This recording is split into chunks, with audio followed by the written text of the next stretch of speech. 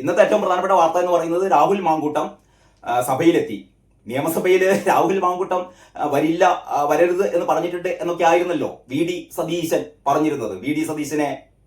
സതീശനെ പുച്ഛിച്ചുകൊണ്ട് സതീശൻ പറഞ്ഞാലൊന്നും രാഹുൽ മാങ്കൂട്ടം കേൾക്കില്ല. കാരണം കോൺഗ്രസ് എന്ന് പറയുന്നത് ഈ വയസ്സന്മാരുടെ കോൺഗ്രസിനെ ഷാഫി പറമ്പിലിന്റെ നേതൃത്വത്തിൽ, രാഹുൽ മാങ്കൂട്ടത്തിന്റെ നേതൃത്വത്തിൽ, ശ്രീകണ്ഠന്റെ നേതൃത്വത്തിൽ അങ്ങനെ ഒരു യുവനിരയാണ് ഇനി കോൺഗ്രസിൽ മുന്നോട്ട് പോകുന്നത്. ഇവർക്കെതിരെ എന്ത് സ്ത്രീ പീഡന പരാതികൾ എടുത്താലും ഇതൊക്കെ ജനങ്ങൾക്കറിയാം എന്ന്. കാരണം രാഹുൽ മാങ്കൂട്ടം ഇന്ന് ഇപ്പൊ നിയമസഭ തുടങ്ങിയ ഏതാണ്ട് ഒരു 15 മിനിറ്റ് 20 മിനിറ്റ് ആയപ്പോഴാണ് രാഹുൽ മാങ്കൂട്ടം സഭയിലെത്തുന്നത്.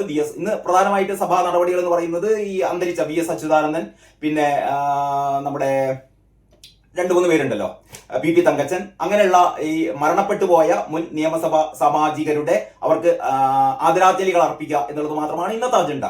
ഏതായാലും നിയമസഭ തുടങ്ങി ഒരു 15-20 മിനിറ്റ് ആയപ്പോഴാണ് രാഹുൽ മാങ്കൂട്ടം സഭയിലെത്തുന്നത്. രാഹുൽ മാങ്കൂട്ടത്തിന് വേണ്ടി അനുവദിച്ച ആ പ്രത്യേക ബ്ലോക്കിൽ അദ്ദേഹം പോയിരുന്നു എന്നുള്ളതാണ് ഇന്നത്തെ ഏറ്റവും പ്രധാനപ്പെട്ട വാർത്ത. ഇതിൽ നിന്ന് മനസ്സിലാക്കേണ്ട ഏറ്റവും പ്രധാനപ്പെട്ട കാര്യമുണ്ടല്ലോ, ഈ പെണ്ണുകേസ് എന്നൊക്കെ പറഞ്ഞിട്ട് ഈ നേതാക്കന്മാരെ, രാഷ്ട്രീയ നേതാക്കന്മാരെ ഇങ്ങനെ കാര്യമില്ലാതെ ഒരു പരാതിയുമില്ലാതെ, ഞാൻ പ്രത്യേകിച്ചും രാഹുൽ മാങ്കൂട്ടത്തിന്റെ കാര്യം പറയുന്നത്, രാഹുൽ മാങ്കൂട്ടത്തിന്റെ കാര്യത്തിൽ ഈ ഒരു പരാതി, അതായത് ദൃശ്യമാധ്യമങ്ങളിലൊക്കെ പരാതി ഉയർന്നിട്ട് എനിക്ക് തോന്നുന്നു ഒരു 3 ആഴ്ച കഴിഞ്ഞു. ഇത്രയായിട്ടും രാഹുൽ മാങ്കൂട്ടത്തിനെതിരെ കൃത്യമായ ഒരു പരാതി പോലും പോലീസിലെത്തിയിട്ടില്ല. പരാതി ഉന്നയിച്ചെന്ന് പറയപ്പെടുന്ന ഈ പരാതിക്കാരി പെണ്ണുങ്ങളുടെ പിന്നാലെ ക്രൈംബ്രാഞ്ച് സംഘം പരാതി തന്ന് സഹായിക്കൂ എന്നൊക്കെ പറഞ്ഞു പോയിട്ടും ചുമ്മാ പോടെ പരാതി എന്നും പറഞ്ഞിട്ട് ഇവന്മാരൊക്കെ ആട്ടി ഓടിച്ചു. ആര്? ഈ പറയുന്ന പരാതി പറയുന്ന ഈ ഫെമിനിസ്റ്റുകൾ. കാരണം ഇവരുടെയൊക്കെ ലക്ഷ്യം വേറെയാണ്. വി.ഡി. സതീശനോട് ചേർന്ന് ഈ പറയുന്ന പരാതിക്കാരി റിനി ആൻ ജോർജ് എന്ന് പറയുന്ന ഒരു അവതാരം ഉണ്ടല്ലോ, അവരാണല്ലോ ആദ്യം ഈ രാഹുൽ മാങ്കൂട്ടത്തിനെതിരെ പരാതി ഉന്നയിച്ചത്. പരാതി എന്ന് പറഞ്ഞാൽ അവരെ ബലാത്സംഗം ചെയ്തു എന്നൊന്നും അല്ല കേട്ടോ. അവർക്ക് 3 വർഷം മുമ്പ് അവർക്ക് എന്തൊരു മെസ്സേജ് അയച്ചിരുന്നു എന്ന് പറഞ്ഞാൽ അവർക്ക് സ്ഥിരമായി മെസ്സേജ് അയച്ചിരുന്നു. റിനി ആൻ ജോർജ് അങ്ങോട്ടും മെസ്സേജ് അയക്കാറുണ്ടായിരുന്നു, മാങ്കൂട്ടം റിനി ആൻ ജോർജിനും മെസ്സേജ് അയക്കാമായിരുന്നു. അങ്ങനെ ദീർഘമായ ഈ കാലയളവിൽ അവർ ഒരുപാട് മെസ്സേജ് അയച്ചു. അതിന്റെ അടുക്കാണ് ബോധോദയം വന്നത് റിനി ആൻ ജോർജിന്. ഇതിന്റെ ഇടയിൽ രാഹുൽ മാങ്കൂട്ടം എന്തോ ഒരു അശ്ലീല മെസ്സേജ് അയച്ചു. എന്താ അശ്ലീല മെസ്സേജ്? ഏതൊരു നമുക്ക് ഒരു ഹോട്ടലിൽ റൂം എടുക്കാമെന്ന് പറഞ്ഞതാണ് ഈ പെൺകുട്ടി പറയുന്നത് കേട്ടോ. അങ്ങനെ രാഹുൽ മാങ്കൂട്ടം മെസ്സേജ് അയച്ചോ എന്നറിയില്ല. ഇനി രാഹുൽ മാങ്കൂട്ടം അങ്ങനെ മെസ്സേജ് അയക്കണമെങ്കിൽ അതിന് അനുസരിച്ചുള്ള ഒരു പ്രതികരണം അല്ലെങ്കിൽ അതിനുള്ള പശ്ചാത്തലം സൃഷ്ടിച്ചത് റിനി ആൻ ജോർജിനെയാണ്. അതായത് ഒരു ദിവസം രാവിലെ എഴുന്നേറ്റ് കണ്ട് രാഹുൽ മാങ്കൂട്ടം റിനി ആൻ ജോർജിന്റെ ഈ ഫേസ്ബുക്കിൽ കടന്നു കയറി അല്ലെങ്കിൽ വാട്സപ്പിൽ കടന്നു കയറി അനധികൃതമായി ഞാൻ രാഹുൽ മാങ്കൂട്ടം, പിന്നെ നമുക്ക് ഒരു 5 നക്ഷത്ര ഹോട്ടലിൽ മുറിയെടുത്താലോ എന്നൊന്നല്ല ചോദിച്ചത്. ദീർഘകാലമായി പരിചയം എന്ന് പറഞ്ഞാൽ സൗഹൃദ ബന്ധങ്ങൾ എന്ന് പറഞ്ഞാൽ പലതരത്തിലുള്ള സൗഹൃദ ബന്ധങ്ങളുണ്ട്. ലൈംഗികതയിൽ അടിസ്ഥാനപ്പെടുത്തിയ സൗഹൃദ ബന്ധങ്ങളൊക്കെ ഇഷ്ടം പോലെയുണ്ട്. അപ്പോൾ അതിന്റെ ഇടയിൽ ഒരു പക്ഷെ അങ്ങനെ പറഞ്ഞിട്ടുണ്ടാവുമായിരിക്കും. അതെന്തോ തലപോകുന്ന കേസൊന്നുമല്ലല്ലോ. പക്ഷേ രാഹുൽ മാങ്കൂട്ടത്തിനെതിരെ രാഹുൽ മാങ്കൂട്ടം എന്തോ വലിയ സ്ത്രീ പീഡകനാണ് എന്നുള്ള രീതിയിലാണ് ഇവിടെ കേസൊക്കെ എടുത്തത്. അവസാനം എന്തായി? കഴിഞ്ഞ ഏറ്റവും പ്രധാനപ്പെട്ട മറ്റൊരു ഡെവലപ്മെന്റ് ഉണ്ട് കേട്ടോ. അതായത് റിനി ആൻ ജോർജ് പറയുന്നു, ഞാൻ ഏതായാലും രാഹുൽ മാങ്കൂട്ടത്തിനെതിരെ പോലീസിൽ പരാതിപ്പെടില്ല. മറ്റേ പെണ്ണുങ്ങൾ പറയുന്നു, ഇത് അവന്തികയും പറയുന്നു, അവന്തികയോടാണല്ലോ പറഞ്ഞത് നിന്നെ ഞാനൊന്ന് ബലാത്സംഗം ചെയ്തോട്ടെ എന്ന്. എന്തൊക്കെ കോമഡിയാണെന്നറിയോ. അവന്തിയും പറഞ്ഞു ഞാനും രാഹുൽ മാങ്കൂട്ടത്തിനെതിരെ പരാതി പറയാനില്ല, കാരണം രാഹുൽ മാങ്കൂട്ടത്തിനെതിരെ ഒരു പരാതിയുമില്ല എന്ന് നേരത്തെ തന്നെ പറഞ്ഞ ആളാണ് അവന്തിക. പക്ഷെ ആരൊക്കെയോ കുത്തിത്തിരിപ്പുണ്ടാക്കി പരാതി പറയിപ്പിച്ചത് നമുക്കറിയാം. മറ്റ് ചില ജേർണലിസ്റ്റുകളോട് പോലും ഇത്തരത്തിൽപ്പെട്ട ചില കുത്തിത്തിരിപ്പുകാരൊക്കെ വന്നിട്ട് നിങ്ങൾക്ക് പരാതിയുണ്ടോ എന്നൊക്കെ ജേർണലിസ്റ്റുകളോടല്ല, മറ്റ് രാഷ്ട്രീയ പ്രവർത്തകരോട് ഒക്കെ ഇങ്ങനെ ചോദിച്ചതായും അവരൊക്കെ ഇവരെ ആട്ടിപ്പായിപ്പിച്ചതായും ഉള്ള വാർത്തകളൊക്കെ നമ്മുടെ മുന്നിലുണ്ടല്ലോ. ഇന്നലെ മെഞ്ഞാന്ന് നടന്ന ഏറ്റവും പ്രധാനപ്പെട്ട സംഭവം റിനി ആൻ ജോർജ് ഈ മുഖ്യമന്ത്രിക്കൊക്കെ പരാതി അയക്കുന്നത് എന്ന് പറഞ്ഞാൽ ഇവർക്കെതിരെ റിനി ആൻ ജോർജിനെതിരെ സൈബർ ആക്രമണം. അതായത് ഇവർക്ക് റിനി ആൻ ജോർജിന് എന്ത് ചെയ്യാം, സമൂഹ മാധ്യമങ്ങളിലൂടെ രാഹുൽ മാങ്കൂട്ടം എന്ന് പറയുന്ന ഏറ്റവും പ്രോമിസിംഗ് ആയ ഒരു യുവ നേതാവിനെതിരെ ഒരുപാട് പ്രതീക്ഷകൾ വെച്ച് പുലർത്തുന്ന രാഹുൽ മാങ്കൂട്ടം എന്ന് പറയുന്ന ആ യുവ നേതാവിനെതിരെ ഇവർക്ക് ഒരു തെളിവുമില്ലാതെ പരാതികൾ ഉന്നയിക്കാം. ഇതിൽ ഒരു പ്രശ്നമില്ല അത്രേ. പക്ഷെ ഇങ്ങനെ പരാതികൾ ഉന്നയിച്ചാൽ ഇവരെ വിമർശിക്കാൻ പാടില്ല. ഇതിന്റെ ഒരു ഇരട്ടത്താപ്പം കൂടെ. അതായത് റിനി ആൻ ജോർജിന് രാഹുൽ മാങ്കൂട്ടത്തിനെതിരെ ഒരു തെളിവുമില്ലാതെ നാടായ നാട്ടിലൊക്കെ നടന്ന് എല്ലാ ദൃശ്യമാധ്യമങ്ങളോടും ഇവർക്ക് ഇങ്ങനെ തുള്ളിക്കളിച്ചുകൊണ്ട് പറയാം രാഹുൽ എന്നെ എന്താ പറയാ അശ്ലീല സന്ദേശം അയച്ചു, രാഹുൽ സ്ത്രീ പീഡകനാണ് എന്നൊക്കെ പറഞ്ഞ് നടക്കാം. ഇവര് പറയുന്നതിൽ എന്തെങ്കിലും ഒരു ആധികാരികതയുണ്ടെങ്കിൽ, എന്തെങ്കിലും ഒരു വാസ്തവം ഉണ്ടെങ്കിൽ ഇവർ കൃത്യമായി ഈ ദൃശ്യമാധ്യമങ്ങളോടല്ല പറയേണ്ടത്. ഇവരാദ്യമായി പോലീസിൽ പരാതിപ്പെടണം, അവർക്ക് അതിന്റെ തെളിവുകളും കൊടുക്കണം. ഇത് രണ്ടും ചെയ്യില്ല രണ്ടും ഇല്ല. പിന്നെ രാഹുൽ മാങ്കൂട്ടത്തെ ഉന്മൂലനം ചെയ്യാനുള്ള കോൺഗ്രസുകാരുടെ വി ഡി സതീശന്റെ നേതൃത്വത്തിൽ നടക്കുന്ന ഒരു ഉന്മൂലന പരിപാടിയുടെ ആസൂത്രകയാണ് ഈ പറയുന്ന റിനി ആൻ ജോർജ് എന്ന് ചിലരൊക്കെ സംശയിച്ചു പോയാൽ അവരെ കുറ്റം പറയാൻ പറ്റില്ല. അതെന്താണെന്ന് നമുക്ക് വരും ദിവസങ്ങളിൽ ബോധ്യമാകും. അപ്പൊ ഏതായാലും റിനി ആൻ ജോർജിന്റെ ഇപ്പോഴത്തെ പ്രശ്നം എന്ന് പറഞ്ഞാൽ തനിക്ക് സൈബർ ഇടത്തിൽ ആക്രമണം വരുന്നു. പ്രധാനം രാഹുൽ ഈശ്വറാണ്. കാരണം ഇവിടെ ഈ സാധാരണ CPM-ലെ ഒരു യുവ നേതാവിനെതിരെ ഇങ്ങനെ ഒരു ആരോപണം ഉന്നയിച്ചാൽ പാർട്ടി സെക്രട്ടറി മുതൽ അങ്ങേപ്പുറത്തെ സാംസ്കാരിക നായ്ക്കൾ വരെ എന്ത് ചെയ്യും? ഇതിനെ പ്രതിരോധിക്കും.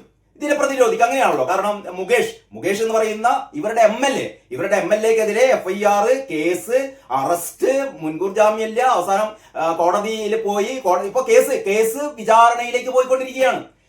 എന്ന് പറഞ്ഞാൽ കുറ്റപത്രമൊക്കെ സമർപ്പിച്ചു.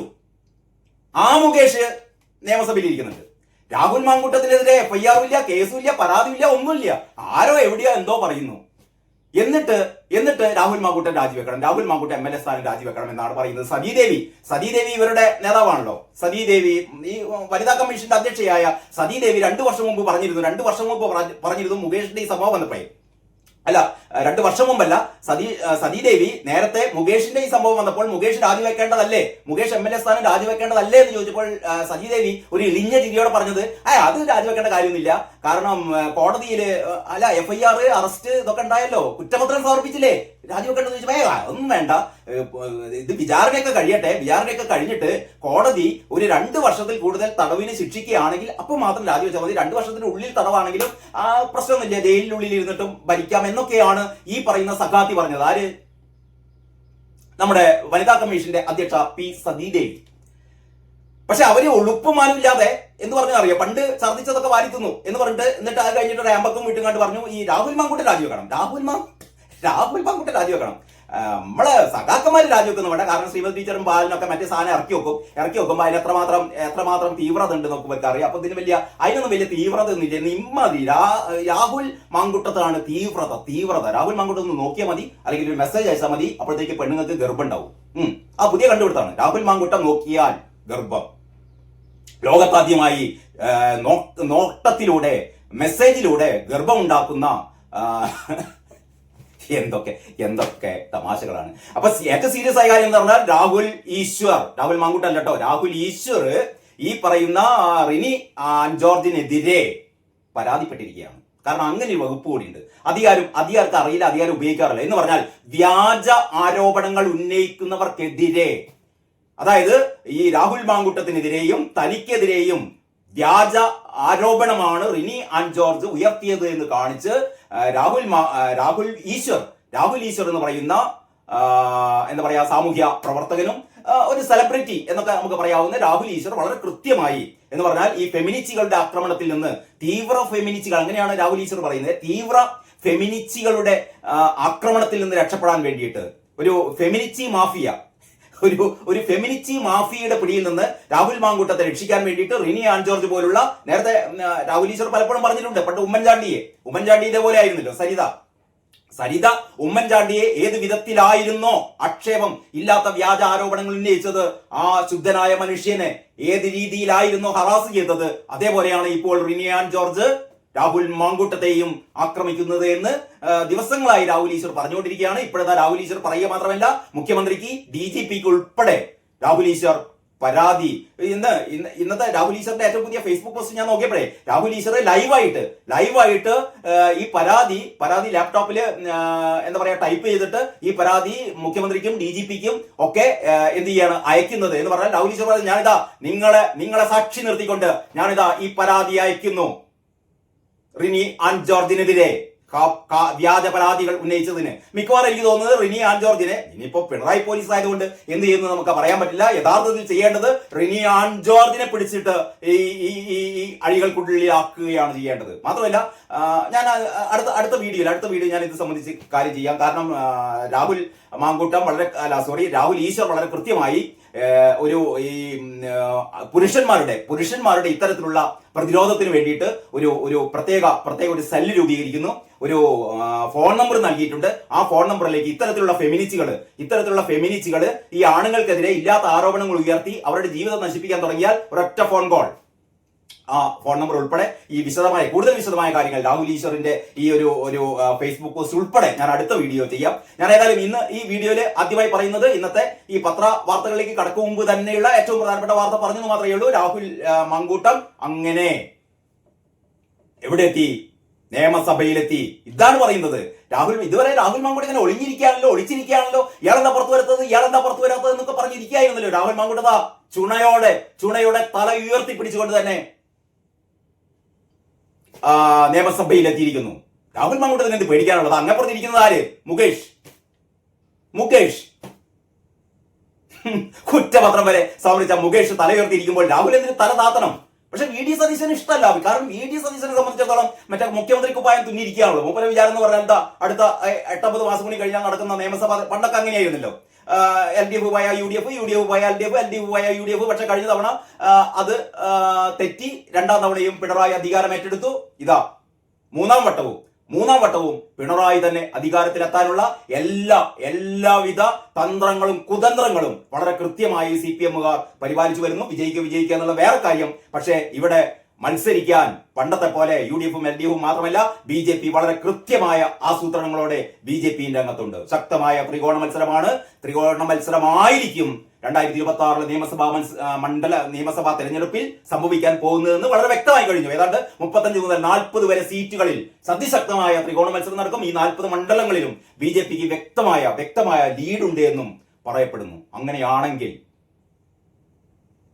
സതീശന്റെ മുഖ്യമന്ത്രി കുപ്പായം തോട്ടിലെറിയായിരിക്കും നല്ലത്. തോട്ടിലല്ല, അറബിക്കടലിൽ എറിയായിരിക്കും നല്ലത്. പ്രതിപക്ഷ നേതാവ് എന്ന് പറയുന്ന ഒരു സ്ഥാനം കൂടി ഈ പറയുന്ന വെട്ടാവളിയന് ഉണ്ടാവില്ല. അപ്പോഴാണ് കോൺഗ്രസ് രാഹുൽ മാങ്കൂട്ടത്തിന്റെയും ശ്രീകണ്ഠന്റെയും പിന്നെ ഷാഫി പറമ്പിന്റെയൊക്കെ നേതൃത്വത്തിൽ, അതാണ് കോൺഗ്രസിന്റെ ഒരു പ്രസരിപ്പ് എന്ന് പറയുന്നത് കേട്ടോ.